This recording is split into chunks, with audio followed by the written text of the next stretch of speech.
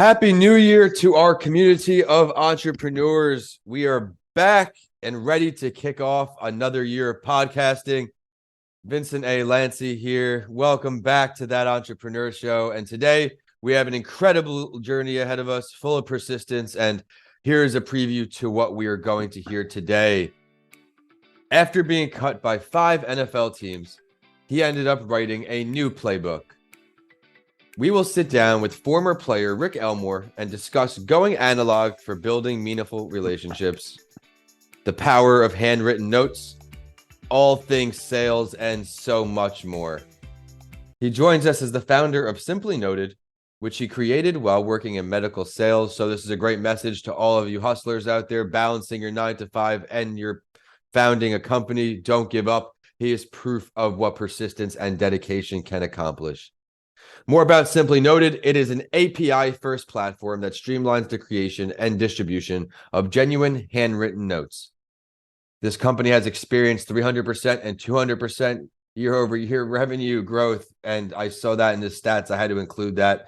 But stay tuned for this week's Spotlight story. We have an incredible one at the halfway point. Since we have a former football player turned entrepreneur with us, we're going to go over Drew Brees and his entrepreneurial journey in an article titled Retired QB turned entrepreneur Drew Brees shares the key to building inner strength and mental toughness for leadership. We'll bring on Rick back to talk on that article after we discuss. But first, Rick, thanks for stopping by That Entrepreneur Show. Thanks for having me here today, Vincent. It's great to be here. I'm real excited to kick this show off, so we might as well get to it. Why did you become an entrepreneur at first? I mentioned that when you created the company, I mentioned you played a little ball. Let's hear the story. Yeah, it's a great question. So my background's in college and professional athletics. Went to the University of Arizona here, actually down in Tucson. Was fortunate to have a pretty good career. Led the Pac-10 back then in multiple stat categories my junior and senior year. Was then drafted into the NFL, which is kind of a later round draft pick, but I got to live out my childhood dream for 3 years. It was, as you said earlier, a tough journey. It wasn't what everybody thought, what the NFL experience is. I would say about 99.5% of the athletes there are, living just like how I was, trying to make a team every year, being cut, picked up, traveling all over the country. But, I got to live that out, and I look back, I have no regrets. So it's a great time. But when I got done, I got into corporate medical device sales. I worked for Stryker. That was my first job. It was one of the top orthopedic medical companies. Was in a sales development and territory manager role for almost 3 years. And then got recruited from a friend from college. So again, it's all about who you know. Got recruited to a different company. And they were in more of the dental space, and that was an absolute crazy ride. It was a lot of fun. It was kind of like the Wild Wild West. A lot of the restrictions that we had with like the hospital sales weren't in the ortho field or the dental field, so it was a lot of fun. But yeah, I just I had a lot of success there. My I would say my rookie year, my first year in med device sales, I was team MVP of the Southwest. So I had a really good year as an associate rep role, but then my next almost 6 years, every single year I was either top 1% or top 5 sales rep in the company. And that just came from doing everything that I did as an athlete, all the transferable skills that I developed as an athlete, working hard, being a good teammate, perseverance, drive, will, not accepting no, getting up when I get knocked down. And that's, something I'm really passionate about is life after sport. A lot of athletes out there don't know how well equipped they are for success after sport. This segment is sponsored by Bedrock Business Builders, a small business startup specialist. Start, build, manage. It's just taking what you've already been practicing for 2 decades and just applying it to something else. And I got to do that. But yeah, it's just after 6 years, there just was an itch there I couldn't scratch. I just knew there was something else out there for me. And I think a lot of entrepreneurs are like this. It's just like it's an inner feeling. It's like a fire. It's like something that's, is there, but just can't be fulfilled. And I was searching for something. So I went back and did my MBA, night school, while training for an Ironman. I had my first baby the same year, or my son, and, while still holding a medical sales job. But it was about a year into the program. I was in a marketing class, and this is, when I had that entrepreneurial moment, seizure, idea, light bulbs, went off. I was in a lecture, and I had a marketing professor going over all the success rates in marketing. And in sales, like sales, it's out there, relationships, talking to people, knocking on doors, phone Yeah. calls, right? Like marketing is like whatever, right? But I was still trying to learn and apply everything to make me more successful in what I was doing. And he was going over everything, and everything was nominal, like a few single digit percentage success rates, like email, cold calling, direct mail, print mail, whatever. And at the end of the lecture, the professor mentioned, "Hey guys, it still works, more than ever, if not better than ever, is a good old fashioned handwritten note. Like it's extremely rare. Nobody's competing in the mailbox anymore, and it's appreciated. Like no one's doing it." And Absolutely. I was like, man, that is no brainer. But who has the time to do it? Like when I was being recruited, in college by coaches or agents, when I was, getting out of college, or even when coaches would send me letters after I was done playing with the teams, that meant so much to me. And I grew up in a generation before the cell phone. I got my first cell phone at 16. Like we used to write handwritten notes to our friends all the time in school and get in trouble for it. I still have a Right. box of that stuff. So long story short, worked with the mailing house here in Phoenix, flew some technology in from South America and China, started tinkering with, these really crappy machines that we haven't used in years, but we just tried to test it to see if it worked. And it took us about a month of tinkering. I sent out 500 letters to some prospects in my territory at the time. And I had about 30 doctors call me back. And if you're in sales and you have a client calling you, like you're doing something right, right? Yeah. Like it never happens. And these doctors would call me and they would say, like, "Hey, Rick, like, first off, this is cool. Like, nobody sends me a handwritten note, like, thanks, but like, hey, this offer sounds good. Let's book a lunch and talk about it." And I had like Nice. a quota of like $50,000 a month. So it wasn't like a big quota.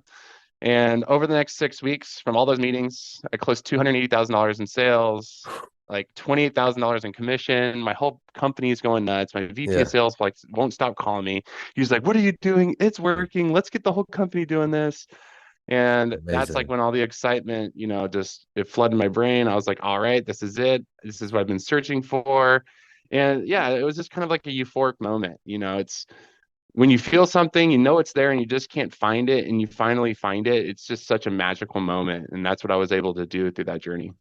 I think I can certainly agree with you with just the power of this handwritten note. You know that someone it really appreciates what's Hmm. going into that note. I mean, it's very easy to write the email, not very easy to write that post-it note because everybody is busy, like you just said. Who has the time making time for a handwritten note? You remember those, as you said, your college recruiters, the people who took the time to write you that note. It meant a lot to you, you said. Hmm. Yeah, it was something because you know what they're doing is they're giving you time. What's more valuable than time nowadays? Everything can be automated from a text message to an email to even some like mail. It's automated, right? But Mhm. when you get something in the mail where it has your name on it, it's used like and it's a real pen. Like the way you can tell it's real is you lick your thumb and you try to smear the ink. If it smears, it's a real pen. Right. Those laser printed machines, and we have a laser, it's called a printing press in our Yeah. warehouse. We have one of those just for printing our stationery. The ink won't smear. So yeah, it's just what we're trying to do now is, scale. Number one is scale relationships. We're trying to automate it, help people connect, even though it's done by robots and we can talk about all the Right. technology that we've developed here. It's still personal, right? Mhm. It's better than that email that you're getting 150 a day. It's better than that text message that is just blowing up and annoying you and what do you call it, distracting you from what you're doing, right? When you go to that mailbox and you see something in there, it's almost like a treat, right? You see all of like some bills, maybe some like Mhm. advertisements, but then you see this, you're like, oh, that's cool. You're actually excited to open it and see what somebody wanted to send you, right? So it's pretty cool. Absolutely. I agree with you 100%. Well, keep up the great work, Rick. I now want to switch over to helping our audience a bit. What is one book, tool, workshop, app, anything you use to succeed that can help everyone else find more success? That's a great question. So I'm a man of tools and resources. I'm constantly self-educating. I mean, there's a few books I would recommend and a few resources. Is it okay if I share a few? Okay, cool. Well, first off, if you're in sales or if you're just young in your career, there's one book that anybody should read, and it's called How to Win Friends and Influence People. That's by Dale Carnegie. When I was getting out of the NFL, I was so raw. All I had was like, the transferable skills. I didn't have the people skills of, developing relationships, earning their trust, earning their business, earning their loyalty. And Dale Carnegie really breaks it down to some simple, easy reading for you to understand that. Oh, there it is. Yeah, I read it. I actually have an audiobook now. I listen to it every January. So anytime I'm driving my office, I just listen to it until I get through it. And then there's another book. If you're a seasoned entrepreneur, you've been in business for a few years, you need to read the E-Myth. You got to get out of your business. You got to start working on your business. That's actually a book that was written by Michael E. Gerber. He was actually here in Phoenix. I got to meet him a couple of weeks ago. It's just great. It's just, as an entrepreneur, you want to have your hands on everything, like, because you got to know how everything works. But if you want to scale your business and eventually sell your business, you got to kill the king. Like, you got to have systems and processes, standard rating, operating procedures, and you got to get yourself out of the business, because nobody wants to buy a business that relies on you. And then, not the self-help, but you can take a lot of the stuff from a lot of the things that you'll learn from this book, but it's a really cool read. It's called Endurance. It's Shackleton's voyage. I think it was to either the North or South Pole. It's a really cool book. It's about somebody, an explorer, who gets this team together, and what is it? Their journey just keeps getting worse and worse and worse. And it talks about his just resilience to figuring it out and making it and saving everybody. It's a really cool story. And then, I mean, there's tons of tools. If you're somebody who, understands marketing automation, you really need to understand how to work with Zapier. It's going to save you tons of hours of work, of automating a lot of your busy work. And then Coursera. I'm constantly always on Coursera taking a new class. I try to take one class a quarter. Right now I'm doing a CS 50s class, which is just all about software development, because that's one of our biggest headaches over here is software. So yeah, there's a lot of stuff. I mean, I'm a man of tools and resources. I use them all day, every day. I love that. Everybody, Coursera is it's got plentiful resources. Pretty much anything you would want to learn on there, you can find a way to learn. Thank you for inspiring me to keep learning, keep going out there, keep learning new things. But just like that, when we talk about which parts, which apps, which books, things that can help you succeed, I want to also help our audience succeed in another way. What are some of the more challenging parts you find of being on your own to help them battle the same struggles? So the hardest thing for me was, transitioning from a W-2 to being responsible for a W-2, or for my team's W-2s. Right. When you're an employee, like you're basically in your own box. Like, it's like not my problem, not my issue. Like, somebody else is going to fix it. When you take that leap over to being an entrepreneur, everything's your problem. From how your product is made, to how it's shipped, to how your online perception is, to how your website works, to how things are operating, your billing. I mean, everything's your problem, and you got to have a massive grip on it. And being able to manage that stress early on, it's not a big problem because you're small. But as you scale to maybe a multi 7-figure company, there's just a lot more at risk on the table. So being able to stay level-headed is incredibly important. Taking care of your mental, physical, emotional, spiritual health becomes more of maybe your number one priority over everything else, because without that, you're not going to be able to, have a successful business. Absolutely. And this comes up because I focus on mental health and entrepreneurship. Which field are you in? And I describe it as there really is no entrepreneurship without mental health. If I'm not doing what I need to do to take care of my mental health, I really can't then run a business, really care for anyone else. You can't be anybody else's best friend till you're your own best friend. Remember that, everyone listening on. I think it's now a great time to hop into the spotlight story. And I'm real excited to get our guest take on it after we go over it a bit. Talks about the great Drew Brees. Anyone who watches football, you have to respect Drew Brees. Long career in the league, stands for all the right things, and he is extended himself into business, into entrepreneurship. And here, where we talk about some things like we just touched on, mental toughness, inner strength. Drew is great at that, and we're going to share some of this article's feed now from the Biz Times. NFL quarterback Drew Brees says he has always been a positive person, so much so that his teammates on the New Orleans Saints would call him annoyingly optimistic. Perhaps that's why the 2010 Super Bowl champion turned broadcaster and now turned businessman sees adversity as a way for leaders to build their inner strength and mental toughness rather than something to fear. Quote, you're going to have all types of adversity. You're going to have all types of moments and circumstances where all of a sudden it feels like you're off course and going in a direction that you and your team did not expect. And yet you have to be calm with your hand that steers the ship. He shared his thoughts on teamwork, and I think this is another part as you try to scale, this becomes more important. Brees said that the toughness of the mental variety is the second or third skills that it takes to be a great quarterback and to a CEO. Be motivating, be inspiring. You're bringing out the best of those around you, and that's where he translates from the football field right to his business. When things aren't going good and you receive all the criticism, man, you've got to shoulder it. You've got to take on that burden. When all those around you take on that accountability, it takes pressure off them and makes them want to work harder to achieve the ultimate goal. And I again see this correlation right to business here, right from the football field. Before I bring our guest back on, he also talks about this fellow and relationships. That's where you start looking at those who are in positions of leadership within the company and ask, do you share the morals? Do you share the values? Do you share the same vision of where the company is going to look and how it is going to grow? That right there, everybody on the football team probably has to buy into if you're going to accomplish something special. Rick, what are your takeaways between these leadership lessons on the field and in business? Yes, Drew Brees is a great quarterback. He's a great leader. I think he touched on a lot of great points. Number one, mental toughness. It doesn't matter what you're doing in life, you're going to have mental toughness. Exactly. Doesn't matter if it's relationships with your significant other, if it's your own personal journey, if it's with work.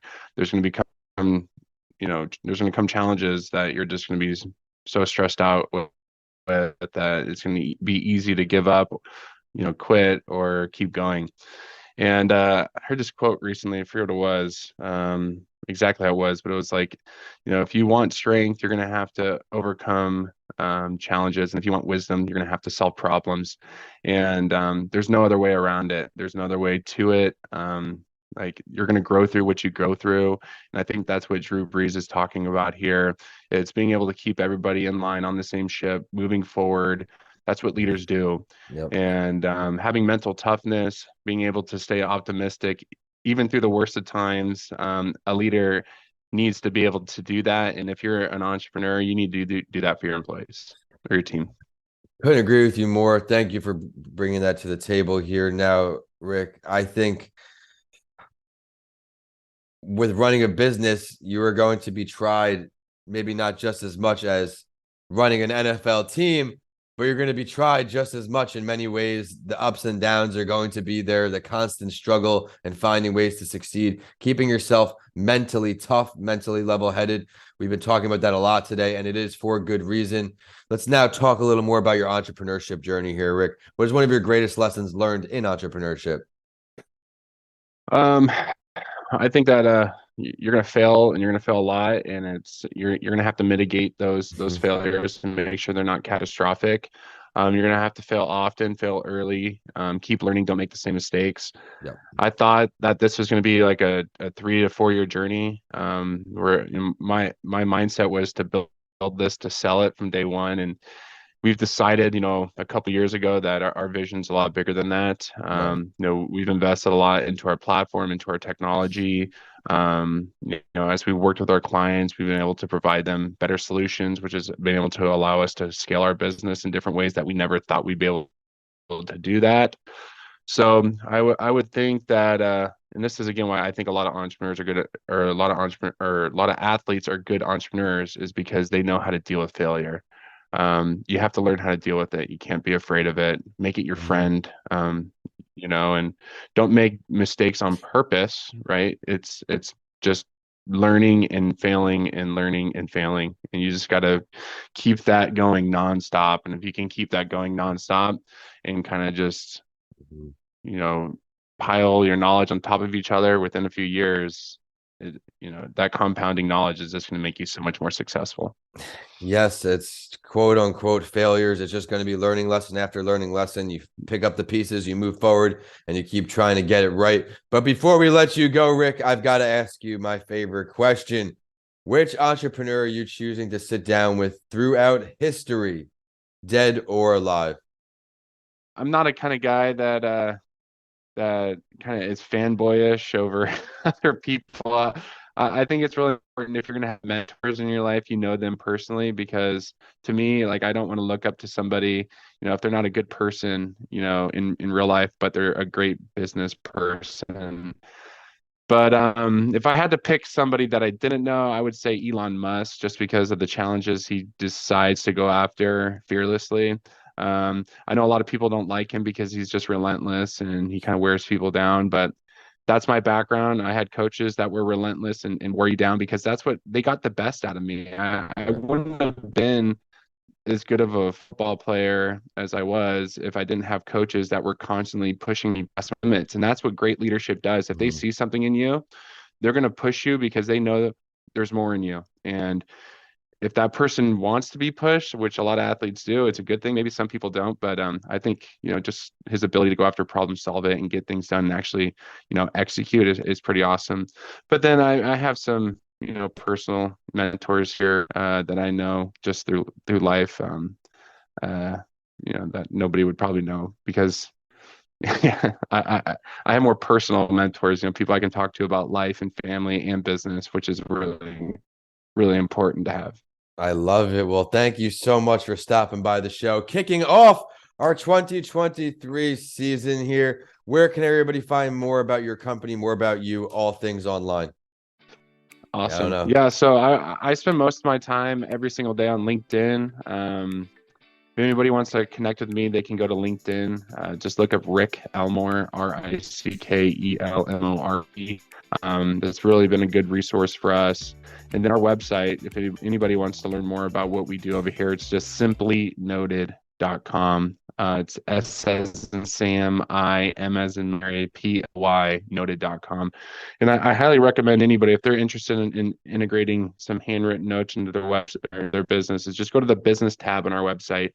And we do a really good job. I don't know if this is on video, but we send a really nice handwritten sample kit with everything that you'd like to see before even trying. And we spend about $15 on this, and we'll send this to you for free, just so you can kind of see it. So I'd highly recommend anybody just go to the website and request a free sample kit. All right, everyone out there, be sure to request a free sample kit. Get started with Rick and all he has to offer. That free sample kit, again, is on his website.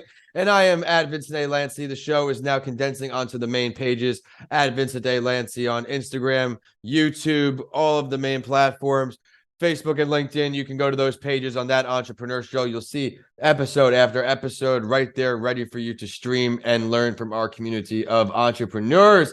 And with that, we will see you next Friday on another episode of That Entrepreneur Show. Thank you, Rick.